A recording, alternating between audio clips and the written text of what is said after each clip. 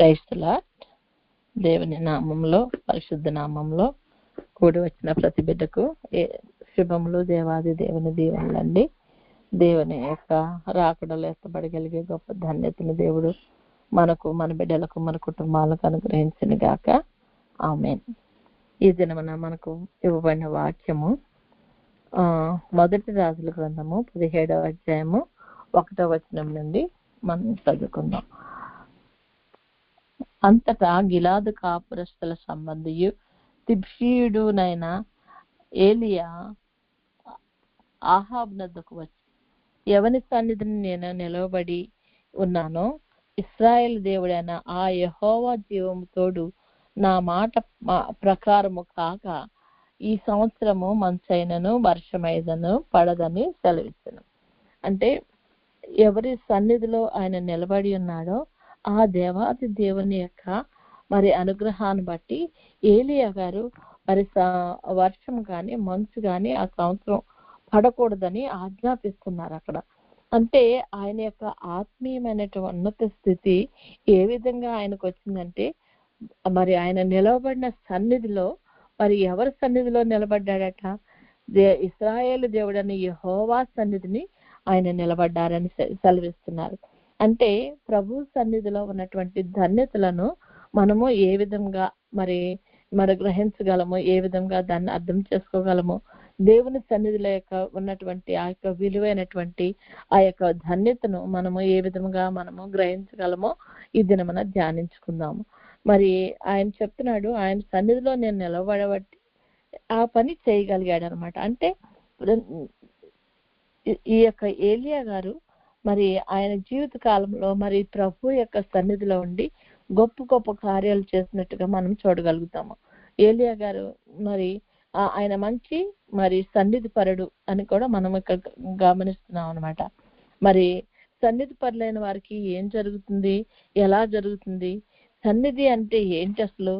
సత్ ప్లస్ నిధి అంటే సన్నిధి అంటే మంచి నిధి, అంటే దేవుని యొక్క నిధి అన్నమాట. నిధి అంటే ఒక మంచి ఇప్పుడు బంగారపు నిధి ఉందంటారండి అనుకోండి, అంటే గని దొరికిందనమాట. గని దొరకటం అంటే అంత బంగారంతో నిండి ఉంటుంది, అంటే అంత విలువైనటువంటిది నిధి అనేది. కాబట్టి సత్ ప్లస్ నిధి అంటే సత్క్రియలు అనేటువంటి నిధి, సత్ అంటే మంచి అనేటువంటి నిధి. అంటే దేవుని సన్నిధిలో ఉండటం అనేది ఒక మంచి నిధి లాంటిది అని ఇక్కడ మనము గ్రహించవచ్చు అనమాట. దేవలోకం నుండి మరి వచ్చినటువంటి ఇది సన్నిధి అనేది దేవలోకంలో స్టార్ట్ అయింది, అది ఈ భూలోకానికి మన వరకు వచ్చిందంట. మరి ఇక్కడ దింపబడిందంట. అది నిత్యము దేవుని సన్నిధిలో ఆయనను మహింపరచడం అనేది ఆ దేవదూతలు చేసేటువంటి ఒక గొప్ప పని. మరి యోబు గ్రంథము 1:6 ఉంటది, దేవదూతలు యెహోవా సన్నిధిని నిలుచుటకై ఒక దినము వచ్చింది అని చెప్తారు. అంటే దేవదూతలు నిలవబడేటువంటి సన్నిధి అనేసి మనం చెప్పచ్చు. ఆ దేవదూతలు ఎలా ఉంటారంట, ఎవరంట అంటే యెషయా 6:2 మన పిల్లలు ప్రతి ఫస్ట్ వీక్ లో చెప్తారు కదా, ప్రతి ఫస్ట్ వెన్స్డే వాళ్ళు చెప్తారు ఈ విషయం. సైన్యములకు అధిపతి యెహోవా పరిశుద్ధుడు, పరిశుద్ధుడు, పరిశుద్ధుడు, సర్వలోకములు ఆయన మహిమతో నిండి ఉన్నవి అని మన బిడ్డలు చెప్తా ఉంటారు కదండి. అంటే ఆ యొక్క దేవుని యొక్క దూతలు ఆయన సన్నిధిలో ఉండి వాళ్ళు చేసే పని ఏంటంటే ప్రభువుని స్తుతించటం, మహింపరచడం వాళ్ళ పని. ఆ పని వారు సక్రమంగా ఖచ్చితంగా చేస్తారంట. అది కూడా కాకుండా వారు అక్కడ యెషయా 6 ఉన్నట్లుగా అక్కడ ఏముంటదండి, రాజైన ఉజ్జియా మృతి నొందిన సంవత్సరము అత్యున్నతమైన సింహాసనమందు ప్రభు ఆసీనుడై ఉండగా నేను చూచితిని. ఆయన చొక్కాయి అంచులు దేవాలయమును నిండుకొనును, ఆయనకు పైగా శరాపులు నిలిచిండుది అని అంటున్నారు. శరాపులు అనేది ఒక రకమైన దూతల్లో అనేక రకాలైనటువంటి దూతలు ఉంటారండి. వారి యొక్క ప్రభావాన్ని బట్టి ఒక్కొక్కరికి ఒక్కొక్క అంతస్తు ఉంటుంది అనమాట. ఈ శరాపులు అనేవారు మరి వీరికి 6 రెక్కలు ఉంటాయట. వారు 6 రెక్కలతో ఒక రెక్కలతో వారు మరి దేహాన్ని కప్పుకుంటారంట, ఒక రెక్కలతో మరి కళ్ళను కప్పుకుంటారంట, రెండు రెక్కలతో అవి ఎగురుతూ ఉంటారంట. ఇక్కడ ఉంది చూడండి, ప్రతివాడు రెండు రెక్కలతో తన ముఖమును, రెండుతో తన కాళ్ళను కప్పుకొనుచు, రెండుతో ఎగురుచుండెను. అంటే వీరికి ఆరు ఆరు రెక్కలు ఉంటాయి అన్నమాట. ఒక దాంతో కళ్ళు కప్పుకుంటారంటే, ఎందుకంటే దేవుడు అత్యున్నత సింహాసనం మీద కూర్చున్న దేవుని యొక్క మహిమను వారు చూడలేనంతగా, వారి మహిమ, వారు ఎంతో మహిమపరులు అయినప్పటికీ ప్రభు మహిమను డైరెక్ట్ గా చూడలేని స్థితిలో వారు ఉంటారు. కాబట్టి అంటే అంత ఉన్నతమైన స్థితిలో ఉన్న దేవదూతలే ఆయన మహిమను చూడలేనిటువంటి స్థితిలో ఉంటారు. కానీ దేవుడు ఏం చేస్తాడండి, మనిషిని తన రూపంలో సృష్టించుకున్నాడు, తనలాగా ఉండాలని సృష్టించుకున్నాడు. అంటే ఆయనకి ఎంత మహిమ ఉందో అంత మహిమ మనిషికి ఇచ్చాడు దేవుడు. దేవదూతలకు లేని భాగ్యమును మనిషికి ఇచ్చాడనమాట. మరి వారు అంత గొప్పగా కాళ్ళను కూడా కప్పుకుంటున్నారు. ఎందుకంటే వారి కాళ్ళు ఎక్కడికో వెళ్తా ఉంటారు కదా, మరి కాళ్ళు ప్రభు సన్నిధిలో అపవిత్రంగా ఉండకూడదు కాబట్టి వాటిని కప్పుకుంటారంట, కనపడకుండా చూసుకుంటారనమాట. కనుక వాళ్ళు అటువంటి దేవతల్ని ఎవరంటారండి, సెరూపులు అంటాం అనమాట. వారు ఈ సెరూపులు మరి మహాదూతలు అని కూడా మనం చెప్పొచ్చంట. మరి మరి ఈ కీర్తనలు 16:11 ఉంటుంది, నీ సన్నిధిలో సంపూర్ణ సంతోషం కలదు, వీరు నిత్యము ప్రభు సన్నిధిలో నిలబడి సంతోషంగా ప్రభా నువ్వు పరిశుద్ధుడు పరిశుద్ధుడు పరిశుద్ధుడు అని నిత్యము కొనియాడేటువంటి స్థితిలో వారు ఉంటారనమాట. వారికి ఎంత ధన్యత కదా. అటువంటి దేవదూతలు సైతము ప్రభు యొక్క మహిమను చూడలేని స్థితిలో ఉన్నారు అంటే మరి ఆయన ఎంత గొప్ప మహిమగల దేవుడో మనము గ్రహించవచ్చు. అటువంటి గొప్ప మహిమగల దేవుని రూపంలో మనము సృష్టింపబడి మనము పోగొట్టుకున్నది ఏంటో మనకు అర్థం కావట్లేదు. కాబట్టి మనుషులు మరి వారి యొక్క అసలు స్థితి ఏంటి, పూర్వపు స్థితిలో ఎలా ఉండేవారు, ఇప్పుడు ఏ స్థితిలో ఉన్నారు, ఎలా పడిపోయారు, మరలా దాన్ని చేరుకోవాలి అని మరి ఏ మనిషి కూడా ప్రయత్నించలేదు సరిగదా. ఈ పడిపోయిన స్థితిలోనే ఇంకా ఇంకా కిందకి కిందకి కిందకి మరి దిగజారిపోతూ వస్తున్నారన్నమాట. అందుకని దేవాది దేవుడు తన దూతను తన సొంత కుమారుణ్ణి ఈ లోకానికి పంపించారు. ఎందుకంటే మన యొక్క పాపముల యొక్క భారము అధికమయ్యి మనుషులు ఇంకనూ అధోగతికి వెళ్ళిపోయే స్థితికి వస్తున్నారు. కానీ పైకి లేచి వారికి ఉన్నటువంటి ఆ స్థితిలోకి రావాలని వాళ్ళు ఎంత చూసినప్పటికీ కూడా వాళ్ళు రాలేకపోతున్నారండి. ప్రభు తనే స్వయంగా వచ్చి మన పాపములను క్షమించి మన ఆత్మలను రక్షించిన దేవాది దేవుడు కనుక అటువంటి దేవుణ్ణి కలిగిన మనం ఎంత ధన్యులం కదా. మరి అటువంటి దేవుని సన్నిధిలో ఈ ఏలియా గారు నిలబడి ఉన్నారట. ఆయన అందుకు చెప్తున్నాడన్నమాట, ఎవరి సన్నిధిలో నేను నిలబడి ఉన్నానో అంటున్నాడు. అంటే ఆయన సన్నిధిలో నిలబడాలి అనేటువంటి అర్హతను మనం సంపాదించాలంటే మనం ఆత్మీయంగా ఎంతగా ఎదగాలన్నది కూడా మనం ఆలోచించాలి. మనం ఆత్మలో మనము బలముగా ఉండగలగాలి, మనం పవిత్రంగా ఉండగలగాలి, మనం చేసే ప్రతి ఆలోచన మరి ఆయన దృష్టికి అంగీకారంగా ఉండేటట్లు ఉండాలి. మరి మనం చేస్తున్న ప్రతి పని కూడా ఆయన దృష్టిలో యథార్థంగా ఉండాలి. యోసేపు గారు చెప్తారు కదా, ప్రభు దృష్టిలో నేను దోషిని అవుతానా ఇటువంటి నీచ కార్యం చేసి అంటున్నాడు కదా. అంటే పూర్వం మనుషులందరూ వాళ్ళు మన దేవుని భక్తులందరూ ఏం చేస్తారు, దేవుని యొక్క మహిమను దేవుని యొక్క అనుగ్రహాన్ని పొందాలంటే ఆయన దృష్టిలో మనము పవిత్రంగా ఉండాలని కోరుకున్న మనుషులు వీళ్ళందరూ. కాబట్టి అటువంటి స్థితిలోకి వెళ్లాల్సిన మనము దిగజారిపోతున్నామని ప్రభు ఇక్కడికి వచ్చి ఉన్నారు. కాబట్టి ఆయన సన్నిధిలో ఉన్నటువంటి ఆ సంపూర్ణమైన సంతోషాన్ని అందుకోలేని స్థితిలోకి మనిషి వచ్చేస్తున్నాడు. కనుక మనము ఆయన సన్నిధిలో నిలబట్టాకి ఏ విధంగా ప్రయత్నించాలంటే ప్రతిదినం వాక్యం చదువుకోవటం, ప్రార్థన చేసుకోవటం, తర్వాత మన ప్రవర్తన సరి చేసుకోవటం, ప్రభు దృష్టిలో మనం మంచిగా ఉండేలాగా చూసుకోవటం, మన మనుషుల కోసమో ఎవరి కోసమో మన ఆత్మీయ స్థితి నుండి పడిపోకుండా మనల్ని మనం కాపాడుకోవటం, ప్రతి విషయంలో ఇతరులకు మంచి చేయటం, ప్రభు చెప్పిన కార్యాలన్నీ చేసుకుంటూ మనం చేయగలిగినంతే దేవునికి తెలుసు మన శక్తి ఎంతో. మనం చేయలేని పనిని మన దేవుడు మనకి మీద మోపడు. కాబట్టి మనం చేయగలిగిన దాంట్లోనే ప్రభు విషయంలో మనం శ్రద్ధ తీసుకుని ఆయన మనతో ఏం చెప్తున్నాడో అది మాత్రమే చేయగలుగుటకు మనల్ని మనం క్రమపరచుకోవాలి. దేవుడి కార్యం కదా అని మన ఇష్టానుసారంగా మనకి ఇష్టం వచ్చిందల్లా చేయటం కాదు. ఎందుకంటే చెయ్యి చేయవలసిన పని చెయ్యి చేయాలి, కాలు చేయవలసిన పని కాలు చేయాలి, కన్ను చేయవలసిన పని కన్ను చేయాలి. అదే విధంగా ప్రతి అవయవానికి ఏ విధంగా ఆయన ఒక్కొక్క అసైన్మెంట్ ఇచ్చాడో కన్నుని చూడమన్నాడు కదా, చూసి ఆ వార్తను బ్రెయిన్ కి అందించమన్నాడు. చెవి అంటే ఏం చేయాలి? వినాలి, అది బ్రెయిన్ కి అందించాలి.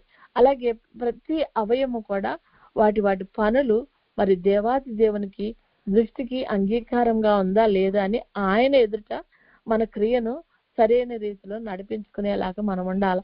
కనుక ఆ విధంగా చేయాలంటే మరి దేవుడు యొక్క సన్నిధిలో మనల్ని మనం తగ్గించుకొని ఆయన చెప్పింది, ఆయన జీవవాక్యాన్ని చదువుకుంటూ మనం ముందుకు వెళ్లాల్సిన వారమే ఉన్నాము.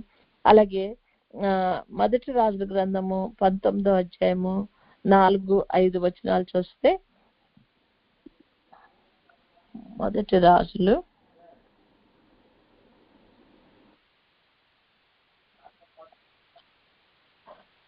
19వ అధ్యాయం. ఓకే, 4-5 వచనాలు చూస్తే మరి ఏలియా గారు అక్కడ కనపడుతున్నారు మనకి. ఏలియా గారు ఏం చేస్తున్నారండి, మరి ఆయన ఈ లోకంలో ఉండగా ఆయన ఏం చేశాడంటే మరి వర్షాన్ని ఆపేశాడు, మంచుని ఆపేశాడు.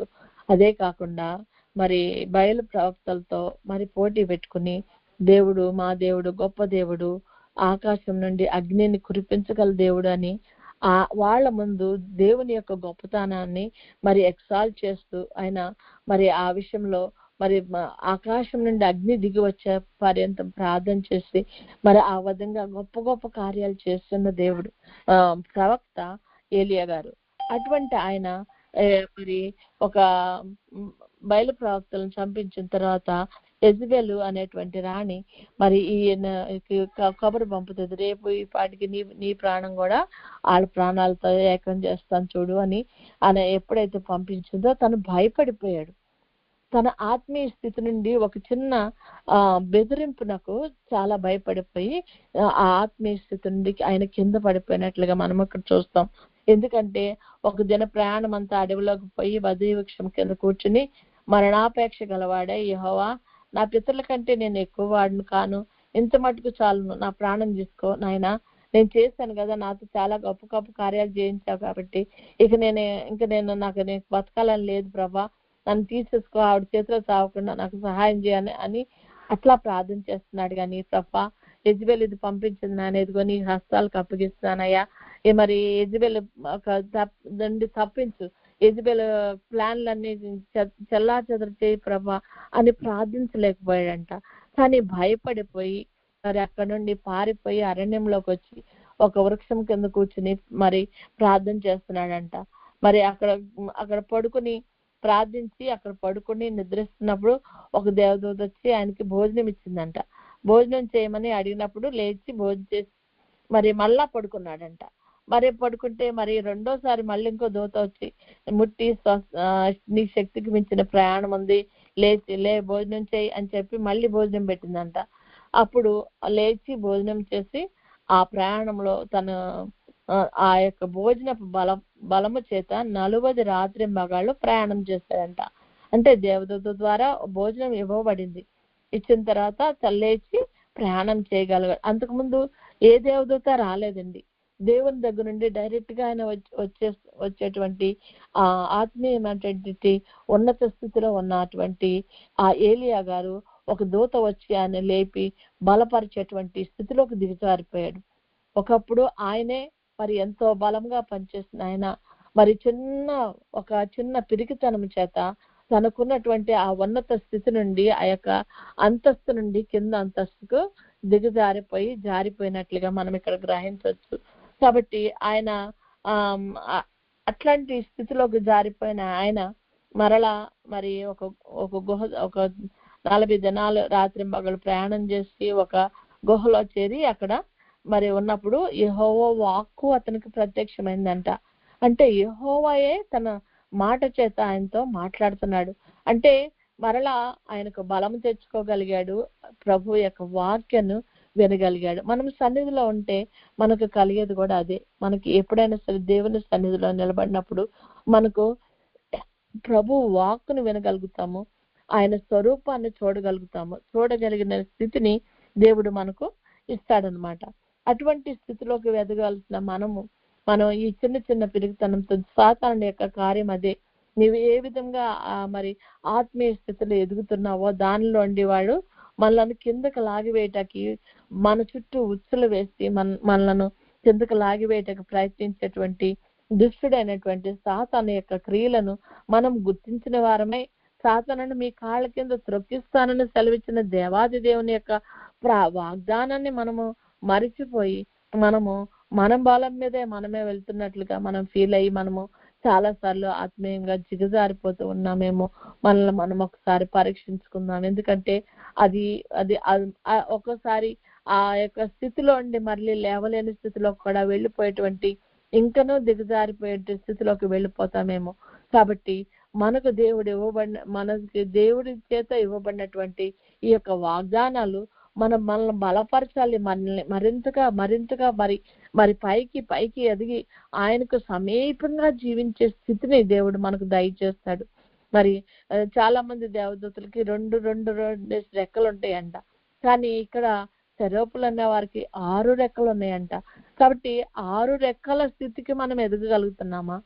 ఎందుకంటే దేవదూతల కంటే మీరు శ్రేష్ఠులు అని చెప్పాడు దేవుడు. మనం వారికంటే శ్రేష్ఠులము. అటువంటి మరి మన యొక్క స్థితి నుండి మనం జారిపోతున్నాము.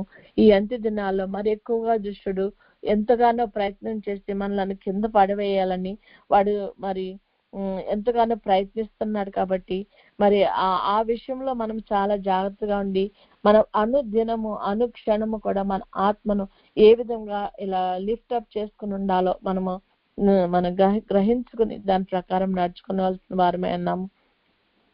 దేవుడు అంటున్నాడు యాకోబు 4:8 మీరు దేవుని యొద్దకు రండి, అప్పుడు ఆయన మీ యొద్దకు వచ్చును. అంటే దేవుని సన్నిధిలో మనం ఉండాలంటే మనం దేవుని దగ్గరకు రావాలి, మనం విల్లింగా రావాలి. దేవుడు మనకు ఒక స్వతంత్రత అనే లక్షణాన్ని ఇచ్చాడు. ఆ లక్షణాన్ని బట్టి మనం స్వతంత్రంగా ప్రభు సన్నిధికి వచ్చినట్లయితే ఆయన మన దగ్గరకు వచ్చి మనలను మరి ఆదరించే దేవుడు, మనలను సిద్ధపరిచే దేవుడు, మనల్ని ఆయత్తపరిచే దేవుడు మన దేవుడు. కాబట్టి మరి ఆ యొక్క ఉన్నత స్థితిలోకి మనం రావాలంటే మనం ఆయన దగ్గరకు రావాలి. మరి ఇక దావీదు మహారాజు అంటున్నాడు కీర్తనలు 27లో, యెహోవా యొద్ద ఒక్క వరం అడిగితిని, దానిని నేను వెదుగుచున్నాను. మన దావీదు మహారాజు అంటున్నాడు, నేను యెహోవా యొద్ద ఒక్క వరం అడిగాను. అదేంటంటే యెహోవా ప్రసన్నతను చూచుటకు, అంటే ఆయన ముఖ స్వరూపాన్ని, ఆయన ఎలా ఉంటాడో చూడటానికి, ఆయన ఎంత చక్క శాంతిమంతుడో, ఎంత ప్రసన్నతమైన ముఖము గలవాడో ఆయన చూడాలని, ఆయన ఆలయంలో ధ్యానించుటకును. ఆయన ఆలయం అంటే ఎక్కడండి? సియోనులో ఆయన ఆలయంలో ధ్యానించుటకును మరి మా జీవిత కాలం అంతా నేను యెహోవా మందిరంలో నివసింపగోరుచున్నాను అంటున్నాడు. అంటే ఆయన మందిరంలో నివసించడం అంటే ఆయన సన్నిధిలో ఆయన ఉండాలని కోరుకుంటున్నాడు. ఎలా అక్కడ ఉన్నప్పుడు ఏమవుతుంది? ఆయన స్వరూప దర్శనాన్ని చూడగలుగుతాము, ఆయన స్వరాన్ని కూడా మనము వినగలుగుతాము. అటువంటి ధన్యతలోకి రావాలని మరి దావీదు మహారాజు కోరుకుంటున్నాడు. అలాగే దావీదు మహారాజు మరి ఇంకొక కీర్తనలో ఉంటుంది 139లో, నీ ఆత్మ యుద్ధ నుండి నేను ఎక్కడికి పోతాను ప్రభా? నీ సన్నిధి నుండి ఎక్కడ పారిపోతాను? నువ్వు లేని స్థలం ఏది ప్రభా? నేను ఎక్కడికి వెళ్ళిపోతాను, అక్కడికి వెళ్ళిపోతాను అనుకుంటే నీ సన్నిధి లేని స్థలమే లేదు. నీవు ఉన్నావు, మా చుట్టే ఉన్నావు, కానీ మేము దాన్ని గ్రహించలేకపోతున్నాం నాయన. అందుచేత మేము కుళ్ళిపోతున్నాం ప్రభా. మరి కుళ్ళిపోయిన వేరు చుట్టూ అంట నీరు, ఇలా మరి ఒకసారి మనం మాట్లాడుకున్నాం దీని విషయం. నీరు దాని చుట్టూ ఉంటుందంట, సమృద్ధి అనే నీరు ఉంటుందట. కానీ ఆ నీటిని ఆ మొక్క వేళ్లలో ఉండి లోపలికి పీల్చుకోలేని స్థితిలో ఉందంట. అలాగే మనకి దేవుడు ఎంతో వాక్యాన్ని మన చుట్టూ సమృద్ధిగా పెస్తున్నాడు, కానీ దానిని మనం పీల్చుకోలేక మనం ఏమవుతున్నామండి? కుళ్ళిపోయిన వేరులాగా తయారవుతున్నాము. అటువంటి కుళ్ళిపోయే స్థితిలోకి మనం వెళ్ళకూడదని ప్రభు కోరుకుంటున్నాడు. కాబట్టి మరి ఆయన అంటున్నాడు మత్తయి సువార్త 28:20లో, ఇదిగో నేను యుగ సమాప్తి వరకు మీతో కూడా ఉన్నాను. అంటే మనతో ఆయన విడిచిపెట్టే దేవుడు కాదు, మనతో ఆయన సన్నిధిని ఎప్పుడు ఉంచాలనుకుంటున్నాడు. కానీ దాన్ని గ్రహించలేక మనము కుళ్ళిపోయే స్థితికి వెళ్ళిపోతున్నాము. మన చుట్టూ ఉన్న ప్రభువుని మన ఉనికిని మనం గ్రహించలేని స్థితిలో ఉన్నాం. కాబట్టి ఆయన ఆయనకు స్థితికి తగ్గట్టుగా ఆయన మన చుట్టూ ఉన్నాడని, ఆయన నుండి వచ్చేటువంటి ఆ యొక్క వాక్కును మనము గ్రహించలేక దాని చేతనే మనము కుళ్ళిపోయే స్థితిలో ఉంటున్నాము. మన చుట్టూ వాక్యం లేదా? బోళ్ళంత వాక్యం ఉంది. కానీ ఏది కూడా మన మనసులోనికి రానివ్వకుండా, వాక్య ప్రకారం నడుచుకునే స్థితిలోనికి మనకు రాకుండా మనము ఎన్ని విషయాల్లోనూ ఎంతగానో చెడిపోతున్నాము, కుళ్ళిపోతున్నాము. మరి మన చుట్టూ వాక్యాన్ని పెట్టుకుంటున్నాము. వాక్యముని దాని శక్తిని ఆశ్రయించిన వారిలాగా మనం ఉంటున్నాము. మన పైకి భక్తి గల వారి వలె ఉండి దాని శక్తిని ఆశ్రయించిన వారు అంటున్నాడు దేవుడు వాక్యంలో. అంటే దాని శక్తిని మనం ఆశ్రయించట్లే, చూడటానికి అందరికీ మంచిగా ఉంటున్నాం. కనుక అటువంటి స్థితిలో మనం ఉండకూడదని దేవుడు మరి ఒకసారి ఆయన సన్నిధి యొక్క విలువను మనకు అనుగ్రహిస్తున్నాడు. సన్నిధిలో ఉండగా మనకు సంపూర్ణ సంతోషమే కాదు, సర్వ సుఖములు ఆయన సన్నిధిలో ఉన్నాయి. కాబట్టి మనకు ఏదన్నా సరే ప్రభు సన్నిధిలో ఉండగా ఆయన ముఖాముఖిగా మనం చూడగలిగిన స్థితిలోకి ఎదగాలంటే అనుదినము ఆయన సన్నిధిలో కూర్చుండి మనలో ఉన్నటువంటి సమస్తమైన చీకటిని, సమస్తమైన పాప స్థితిని దేవుని చేత కడగబడినట్లుగా మనము కడిగించుకుని తర్వాత మనము ఆయన రూపంలోకి మారగలిగిన స్థితిలోకి వచ్చి ఆయనను చూడగలిగిన కన్నులు కూడా కలిగిన వారమై ఉంటాము. ఆత్మీయ నేత్రాలు తెరవబడతాయి, మనకి ఆత్మీయ చెవులు తెరవబడతాయి. కాబట్టి అటు సన్నిధిలో మనము ఉండటానికి మనము అనుదినము ప్రభు సన్నిధిలో కనపడదాము, సన్నిధి యొక్క విలువను గ్రహిద్దాము. ఎందుకంటే మనకి ఇంకా సమయం లేదు, మనము అంత్య దినాల్లో ఉంటున్నాము. మరి ఏలియా గారు మరి ప్రభు సన్నిధిలో ఉండగా ఆయనకు పొందినటువంటి ఆ యొక్క శక్తి, ఆ బలము, మరి నా వంటి రోషం గల ప్రవక్త ఎవ్వరూ లేడని చెప్తున్నాడు. అంత రోషం కలిగిన ఆయన కూడా యెజబెల్ యొక్క మాటను బట్టి ఆయన మరి భయపడిపోయి మరి చచ్చిపోవాలన్నంత పరిస్థితికి దిగజారిపోయి అన్నారు. కానీ తర్వాత ప్రభు యొక్క వాక్కు చేత ఆయన మరి 3 తరాల వరకు మరి బిడ్డలను మరి అభిషేకించి వారి చేత యెజబెల్ని చంపించేటువంటి స్థితిలో వారే యెజబెల్ని చంపేలాగా ఈయన వారికి అభిషేకాన్ని ఇప్పించినట్లుగా మనం చూస్తాం. కనుక మనము దేవుని సన్నిధిలో ఉంటే ఎటువంటి భయపెట్టాలనుకున్న శత్రువు కూడా మనల్ని చూసి భయపడాల, దానికి నాశనము అంతం వచ్చిందని మనం గ్రహించాలా. ఎందుకంటే మనం ఉన్నది దేవాది దేవుని సన్నిధిలో, జీవము గల దేవుని సన్నిధిలో మనం ఉంటున్నాం. కనుక దుష్టుడికి మనం అంటే భయం కనుక మన మీదకి ఎన్నో శోధనలు, వేదనలు మనం పంపించాలని చూస్తాడు. కానీ వాటికి చూసి భయపడకుండా మనం ధైర్యంగా ముందుకు వెళ్ళాలని దేవుడు కోరుకుంటున్నాడు. మనము ఆ ధైర్యంతో ప్రభు హస్తాలకి మనం అప్పగించుకుని మరింతగా ప్రభు సన్నిధిలో పెరిగినట్లయితే ఎటువంటి శోధన జయించగల శక్తి మనకు దేవుడిస్తాడు. మనకు వచ్చేటువంటి ప్రతి విధమైన శోధనలను మనం జయించుకుంటూ ముందుకు వెళ్ళిపోతాం. కానీ వెనక్కు ఒగ్గి మనం వెనక్కు తిరిగే మనుషుల స్థితిలో మనము ఉండకూడదు.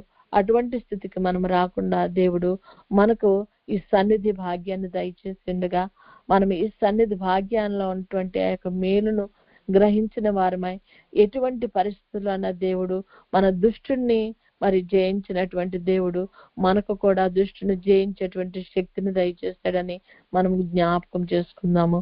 అట్టి ధన్యతలో మనం ధైర్యంగా మనం ముందుకు సాగుతూ ఆ నిత్య జీవాన్ని స్వతంత్రించుకునే ధన్యతను దేవుడు మనకు, మన బిడ్డలకు, మన కుటుంబాలకు దయచేసి మనలందరినీ కూడా ఆయన కృపలో భద్రపరిచి నడిపించును గాక. ఆమేన్.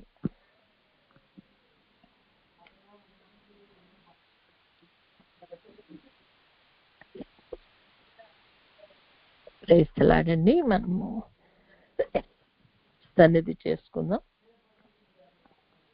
దేవాది దేవుని సన్నిధిలో మనము ఉన్నామని జ్ఞాపకం చేసుకుందాం. దేవుని సన్నిధిలో ఉన్న ఆ శక్తి బలాలను, ఆ రోషాన్ని, దేవుని ఎడల ఆ యొక్క మనం కలిగేటువంటి ఆ రోషము, ఆ యొక్క చెయ్యాలనేటువంటి ఆశ, ఆ బలము మనం పొందాలంటే దేవాది దేవుని సన్నిధిలో ఉన్న మనము ఆయనను వెతుకుదాము. దేవుని సన్నిధిని వెతికితే మనకు ఆయన దొరుకుతాడు. కనుక ప్రభు సన్నిధిలో ఉన్న మనము ఆయన సన్నిధిలో కొద్దిసేపు మనోనిదానము కలిగి మన ఎదుట ఉండిన తండ్రిని చూడటకు ఆశ కలిగిన వారమే ప్రభువా. నీ సన్నిధిలో గొప్ప భాగ్యాలు ఉన్నాయి నాయన. వాటిని అనుభవించకుండా మా బలహీనతల బట్టి మేము జారిపోతున్నామయ్యా. నీ సన్నిధి భాగ్యాన్ని మాకు దయచేయండి. మాకు కనపడండి అయ్యా, మాతో మాట్లాడండి అయ్యా. అట్టి ఆత్మీయ స్థితిలోకి మేము ఎదగలుగుటకు నీ కృపను నీ దయను మాకు అనుగ్రహించు తండ్రి అని ఆయన సన్నిధిలో కొద్దిసేపు మనోనిదానం కలిగి, మనోనిదానం అంటే ఈ లోకంలో ఉన్న ఏ విధమైనటువంటి ఆలోచనలు మనకు రాకుండా మన ఎదుట ప్రభువును మాత్రమే తలుచుకుంటూ మన మనసును నెమ్మదిపరుచుకుని అంతటి తిరుగుదాం.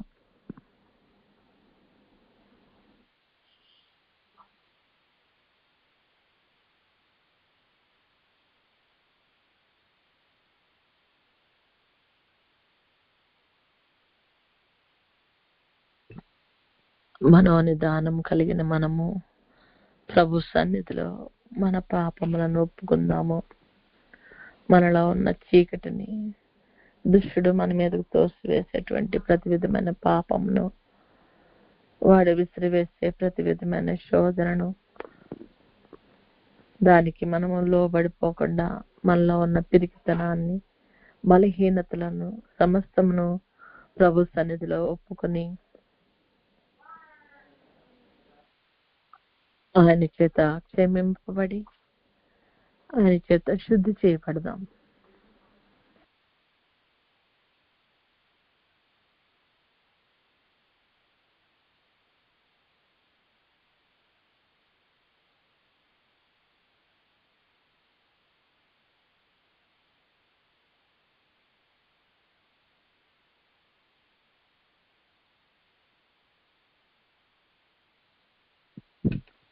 పాపములను ఒప్పుకున్న మనము ఆయన చేత శుద్ధి చేయబడాలని ఒక తీర్మానంలో మనం ఉందాము. ప్రభువా, నీ భక్తుడైన ఏలియా నీ సన్నిధిలో ఉండగా తండ్రి ఎంతో బలంతో ప్రభా నాయన దుష్టుణ్ణి జయించాడు ప్రభా.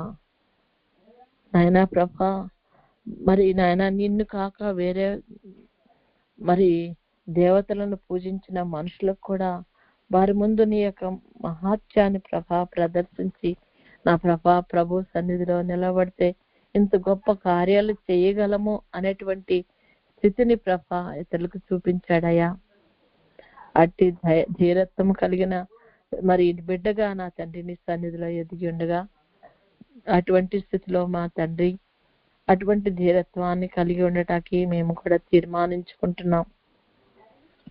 అలాగే నీ నామానికి బట్టి నీ ప్రభా రోషము కలిగిన బిడ్డలుగా మేము ఉండాలని ప్రభా తీర్మానించుకుంటుండగా నా ప్రభా సహాయం దయచేయండి.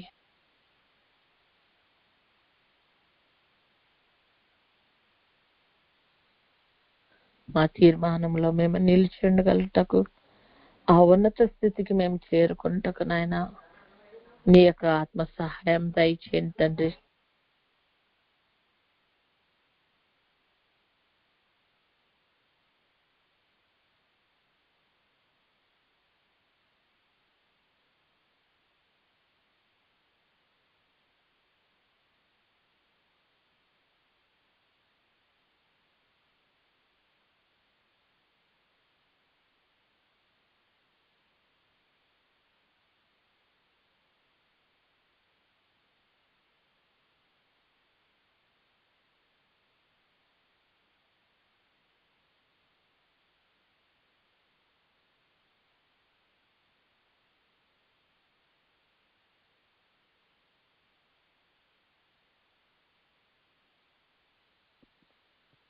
తీర్మానించుకున్న మనము అట్టి గొప్ప గొప్ప ప్రవక్తల యొక్క ఆ ఉన్నతమైన ఆత్మీయ స్థితిలోకి తయారు కాగలుగుటకు మనల్ని సిద్ధపరిచే దేవాది దేవునికి మనల్ని మనము సంపూర్ణముగా సమర్పించుకుందాం. ఆయన మాత్రమే చేయగలడు. మనము కేవలము బలహీనలము, మన ఆత్మలను రక్షించటకు ఆయన ఈ భూలోకానికి వచ్చిన దేవాది దేవుడు. ఆయన మనతో ఉండగా మరి ఆయన సన్నిధిలో మనల్ని మనము సమర్పించుకుని, నాయనా నీ నామాన్ని బట్టి రోషం కలిగిన బిడ్డగా, నీ నామాన్ని బట్టి నాయనా ప్రభా నీ సన్నిధిలో ఉన్న సంపూర్ణ సంతోషాలను, సర్వ సుఖాలను ప్రభా మేము నాయన అనుభవించే స్థితికి మేము రాగలుగుటకు తండ్రి, నాయన మమ్మల్ని ప్రభా నువ్వు మలుచు ప్రభా నా తండ్రి, మమ్మల్ని చెక్కుకో ప్రభా నాయన, నాయన నీ రూపంలోకి మమ్మల్ని మార్చుకో తండ్రి అని ప్రభుని వేడుకుందాం.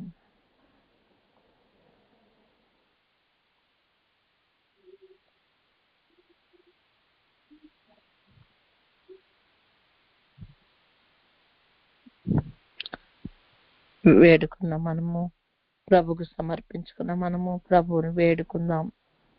పరిశుద్ధమైన తండ్రి, నీ ఆత్మ యుద్ధ నుండి మేము ఎక్కడికి పారిపోలేమయ్యా.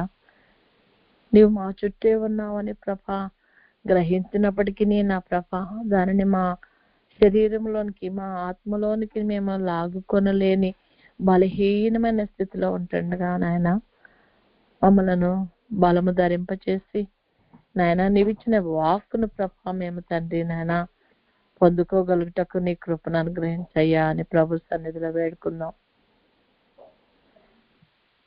నాయన నువ్వు మా చుట్టూ నా తండ్రి ఎంతో వాక్యాన్ని ఇస్తున్నావు.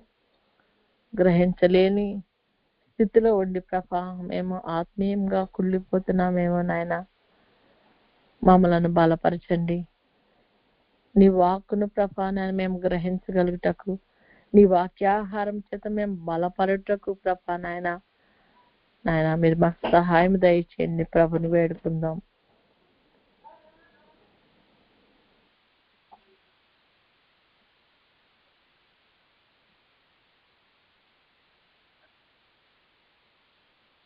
పరిశుద్ధుడా పరమ తండ్రి నాయన, నీవే మాకు దిక్కున ప్రభా, నీవు ప్రభా నాయన మా కొరకు చేసినటువంటి బలియాగమును బట్టి నా ప్రభా నాయన మా ఆత్మలను ప్రభా రక్షించుటకు నా తండ్రి నాయన నీవు వెళ్ళిన మార్గం తండ్రి ఎంతో భయంకరమైంది. అది మేము పడకుండా ప్రభా మా నిమిత్తమై నువ్వు ప్రభా శిలువ మరణం పొందిన దేవాది దేవా నాయన నీవిచ్చినటువంటి అమూల్యమైనటువంటి ఆ యొక్క బహుమానాన్ని మేము గ్రహించగలిగిన స్థితికి ప్రభా మమ్మల్ని ఎదిగించిన ఆయన, నువ్వు త్వరలో రాబోతున్నావు ప్రభా నాయన. వచ్చే సమయానికి ప్రభా మేము సిద్ధంగా ఉండగలుగుటకు నాయన తొట్టిల్లకుండా కాపాడగలిగిన శక్తి గల తండ్రి, ఇదిగో మమ్మల్ని నీకు అప్పగించుతుండగా మమ్మల్ని సిద్ధపరచు ప్రభా. ఈ రాకడలో ఎత్తబడగలిగే గొప్ప కృపను మాకు దయచేయి తండ్రి. 7 ఏండ్ల విందులో ప్రభా నీతో నాన్న 7 సంవత్సరాలు ప్రభా నా తండ్రి నీ సన్నిధిలో మేము తండ్రి కనబడుచు నా ప్రభా నాయన నీతో కలిసి ఆనందిస్తూ నీ ముఖమును చూస్తూ నా ప్రభా నాయన నీతో ఆ సమయం గడపగలుగుటకు నా తండ్రి నాయన మాకు దీవెన దయచే తండ్రి. మా బలహీనతలను కొట్టివేసి మాకు బలాన్ని ధరింపచే రాజా.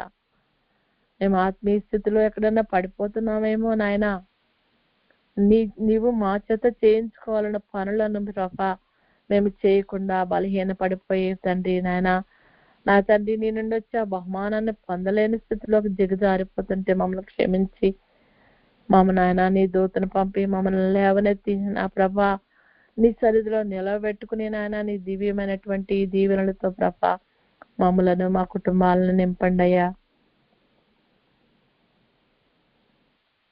నీ రాకడలో ఎత్తబడగలిగి గొప్ప కృపను మాకు దయచేయి తండ్రి. ఒక్క డెక్క కూడా ఇక్కడ విడవబడకూడదు తండ్రి నాయన. నాయన నీ రక్షణ లేని బిడ్డలు ప్రభా ఆ తండ్రి వారి ఆత్మీయమైన అంధత్వంలో నిన్ను చూడలేని స్థితిలో వాళ్ళు పొరపాటు చేస్తే క్షమించండి అయ్యా. వారిని కనికరించండి అయ్యా. వారికి రక్షణ భాగ్యం కలిగించండి అయ్యా. నీ సన్నిధిలో నిలబెట్టుకో తండ్రి. నీకు వందనాలయ్యా. స్తోత్రం నాయన.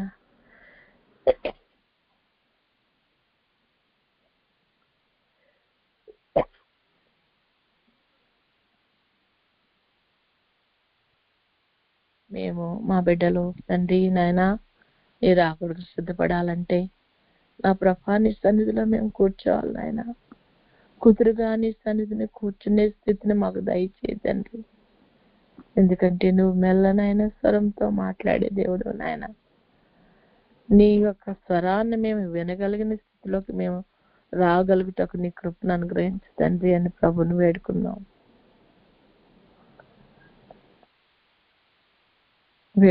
మనము ప్రభుకు కృతజ్ఞతలు చెల్లించుకుందాం. నాయనా, నీవు ప్రతి అనుదినము మా గడపల ఎద్దుకు వచ్చి నీ వాక్యాన్ని మాకు అందిస్తున్న తండ్రి, నీ నామమునకు వందనాలు, స్తుతులు, స్తోత్రాలు. మమ్మల్ని అందరినీ సజీవ లెక్కలో ఈ యొక్క సంవత్సరాంతం వరకు తీసుకొని వచ్చిన దేవాది దేవా, నీకు కోటాను కోట్ల స్తుతులు, స్తోత్రాలయ్యా. మేము యోగ్యులము కాదు ప్రభా, ఆ యోగ్యులమైన మమ్మలను యోగ్యులుగా చేస్తున్న దేవాది దేవా, నీకు వందనాలయ్యా. నీ సన్నిధిలో ఒక దినము గడుపుట 1000 దినముల కంటే శ్రేష్టమని నీ భక్తులు సెలవిచ్చిన రీతిగా ప్రభా, నీ సన్నిధిలో మేము అనుదినము కనపడుతూ ప్రభా నాయన అయోగ్యమైన మరి తండ్రి నాయన ఆ స్థితిలోకి మేము ఎదగలుగుతాం ప్రభా. నువ్వు కృపను అనుగ్రహిస్తున్నందుకు నీకు వందనాలయ్యా. మాకు ఇచ్చిన యేసయ్య మినిస్ట్రీస్ బట్టి నీకు వందనాలయ్యా. మినిస్ట్రీస్ లో జరుగుతున్న సేవ అంతటిని బట్టి నీకు వందనాలయ్యా. నూతన సంవత్సరంలో నూతన తలంపులతో, నూతన శరీరాలతో, నూతన ఆత్మలతో, బలమైనటువంటి ఆత్మలతో, పరిశుద్ధమైన ఆత్మలతో ప్రభా మేము నూతన సంవత్సరంలో ప్రవేశింపగలుగుటకు నా తండ్రి నీ కృపను కనపరచండి అయ్యా. దేవాది దేవానికి స్తుతులు, స్తోత్రాలు. అవును ప్రభా, సంవత్సరాంతం తండ్రి ఇంకా 2 దినాల్లో నూతన సంవత్సరంకి వెళ్ళబోతున్నాం ప్రభా. మేము లాస్ట్ ఇయరే నేనైతే నీ సన్నిధిలో చేరిపోతానేమో అనుకున్నానయ్యా. కానీ నీ కృపను బట్టి, నీ ప్రేమను బట్టి నా ప్రభా ఇప్పటి వరకు సజీవ లెక్కలో నన్ను ఉంచుకున్న తండ్రి, నన్నే కాదు నాయన యేసయ్య మినిస్ట్రీస్ లో ఉన్న ప్రతి ఒక్క బిడ్డ విషయంలో నీకున్నటువంటి ప్రేమకు నీకు వందనాలు, స్తుతులు, స్తోత్రాలు ప్రభా.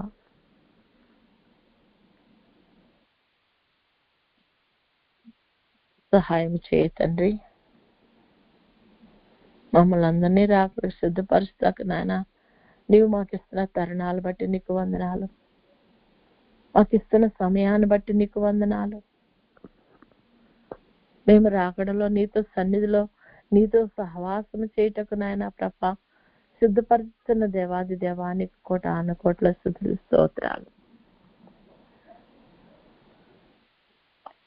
స్తుతించిన మనము కొద్దిసేపు ప్రభు సన్నిధిలో మౌనంగా ఉందాం. ప్రభు మనతో మాట్లాడటకు వచ్చి ఉన్నారు. మనకు వినగల శక్తి లేకపోయినా ఆయన సన్నిధిలో ఉండగా ఆ శక్తిని ప్రసాదించగలన శక్తి గల దేవుని సన్నిధిలో కొద్దిసేపు మౌనంగా ఉండి ప్రభు మనతో మాట్లాడబోతున్నారో, మనకు తన స్వరాన్ని వినిపింపబోతున్నారో, లేక తాను ప్రత్యక్షపరుచుకొస్తున్నారో మనం అన్నీ చూడగలము. కనుక ఈ సన్నిధి అనేది ఒక దుర్బిణి లాంటిదట. దాంట్లో ఉండి మనము పరలోక విషయాలన్నీ కూడా చూడగలిగిన శక్తిని పొందుతామంట.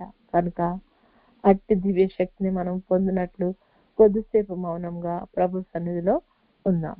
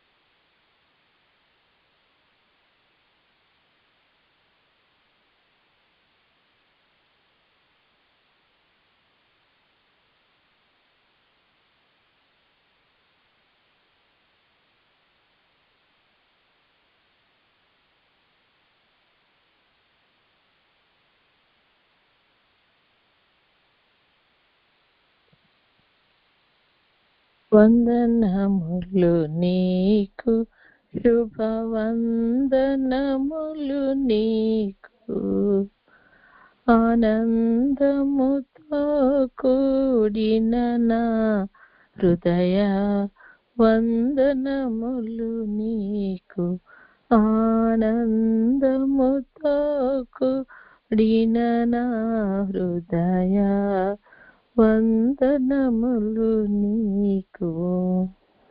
స్తోత్రం నాయన, స్తుతులకు పాత్రుడా, స్తోత్రాలుడా, నీకు వందనాలు నాయన. మాకు ఇచ్చిన ఈ ధన్యతను బట్టి నీకు వందనాలు. నీ సన్నిధిలో నాయన ఈ యొక్క సంవత్సరాంతంలో కూడా ప్రభా నీ సన్నిధిలో కనపడగలిగే గొప్ప ధన్యతను మాకు దయచేసిన దేవాది దేవా నీకు వందనాలు.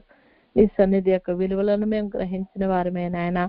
అనుదినము నీ సన్నిధిలో కనపడుచున్న ప్రభా నాయన, ప్రభా నీ రూపంలోకి మారగలిగిన స్థితిని మాకు దయచేసి రాకడలు ఎత్తబడగలిగే గొప్ప ధన్యత మాకు, మా బిడ్డలకు, మా కుటుంబాలకు కలిగి చేయమని మరి ఒకసారి నాయన మా యొక్క యేసయ్య మినిస్ట్రీస్ బట్టి, మినిస్ట్రీస్ లో ఉన్న కుటుంబాలను బట్టి, ప్రతి వ్యక్తిని బట్టి కూడా నీకు వందనాలు చెల్లిస్తూ ప్రతి వారిని రాకడ సిద్ధపరచమని యేసయ్య అతి శ్రేష్టమైన నామంలో అడిగి పొందుకొని ఉన్నాం తండ్రి.